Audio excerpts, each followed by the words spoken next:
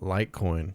It's a token you used to hear about a lot, maybe 5 years ago, 7 years ago, alongside with Bitcoin when it was being talked about. More lately, it's things have been more about Bitcoin and Ethereum and meme coins. You don't really hear too much about Litecoin. So I want to answer the question, what is it? What is Litecoin? We used to hear about it. Where is it now? What's it doing? And what is it?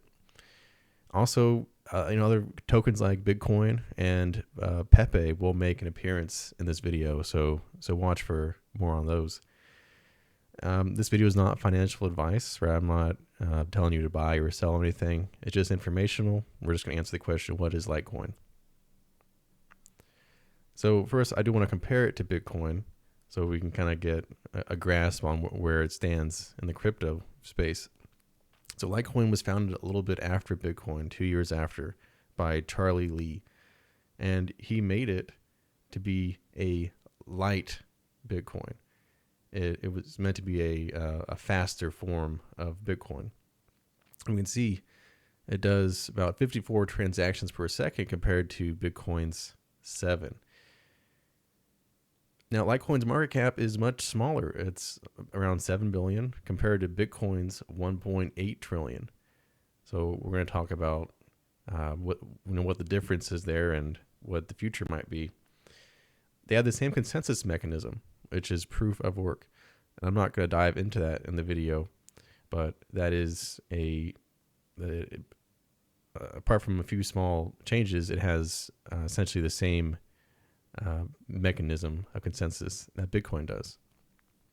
And Bitcoin is praised for its consensus mechanism as being, that's where a lot of its value comes from. So origins Litecoin, where did it come from? Well, Charlie Lee was a former Google engineer, and he wanted to make Litecoin as the silver to Bitcoin's gold. So he wanted to offer a faster, lighter alternative to Bitcoin. And its focus was addressing the challenges of Bitcoin, one of which was that slow transaction time and higher fees. And the fees on Bitcoin, there are some crazy stories about Bitcoin fees, but on average, it's about $7 compared to Litecoin, which is just a few cents for an average transaction. And because of this, Litecoin is intended for smaller, everyday transactions. And it still maintains its decentralization. So the vision that Charlie had was making crypto more accessible and usable for the general public. Also, like Bitcoin, it is open source. So anyone can go in and see what the code actually is doing. This is a way that the general public can't be tricked because the code is right there. We know exactly what Litecoin is doing. So more on transaction fees. Here is a news piece about it. Bitcoin Center was struck with a $3.1 million transaction fee, and that was the highest in history, at least up to at least as of 2024. So the story behind this, they were trying to send 130 Bitcoin, but after the transaction fees, only about 50 Bitcoin made it through. So that'd be that's a pretty terrifying story. You're trying to send several $1 million and only part of that actually gets through because of fees. The fees ate up here of what you were trying to send. And once again, that's something that Litecoin was built to try to solve. So let's talk about transactions per second. Litecoin processes about 54 transactions per second compared to Bitcoin's 7. So clear advantage there. And that's one way that they keep the fees down, is that they can do more transactions. There's not this bottleneck in the transactions per second, or at least there's not as much of a bottleneck. Visa, I believe, can process like 23,000 transactions per second. But Visa is filling a different niche in the marketplace than what cryptocurrency is doing. Also, another reason that the transactions per second can be higher is the block generation time.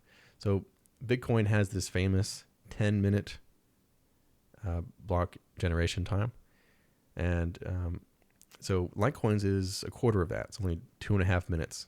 So those transactions, those validations will be faster. And this makes it more ideal for your frequent, smaller transactions. Both Bitcoin and Litecoin have had this upgrade called Lightning Network, and that does enhance the scalability and speed of their networks. So as of today, Litecoin's market cap is 7.2 billion. I think it's even more than that as of while I'm recording this. It is accepted by 2,000 merchants worldwide and is already in many payment systems. Now, a lot of what I've been saying makes this sound really good. So, but looking at it, it's only ranked 24th in terms of market cap. Now, notice what's around it is PEPE. PEPE is about worth as much as Litecoin. So there's differences in, like, so why is PEPE worth so much compared to Litecoin? Well, one reason is that PEPE is a meme coin, and so many people, there are millions of people that might hold $1, $10, $100, or $1,000 of it, and they're just holding it just as for the meme. They're hoping that Musk will tweet out that, oh, they're making a new department. And I have an example here: Department of Public Efficiency and Productivity Enhancement. So there are people holding PEPE, hoping that, hey, maybe Musk will tweet out that they have a new department, and it's going to be run on PEPE coins, and it's going to be called this, and then my $1,000 will turn into $1 million overnight. A lot of people are holding these meme coins for, silly reasons for that. So that's why a lot of coins have kind of pushed up above Litecoin, because people are either preferring the more established coins like Bitcoin and Ethereum, or they're going for these meme coins, hoping that it goes to the moon and it goes up 1,000 times. So once again, this is not financial advice, and I'm just saying this is a joke.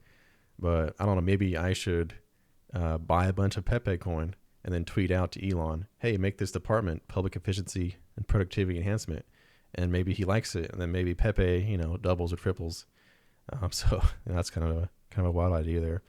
But next slide, let's talk about Litecoin's performance over the last 3 months. So like I was saying, everyone's talking about Bitcoin and Ethereum, especially over the last few months with its huge rally. But look at Litecoin over the last 3 months.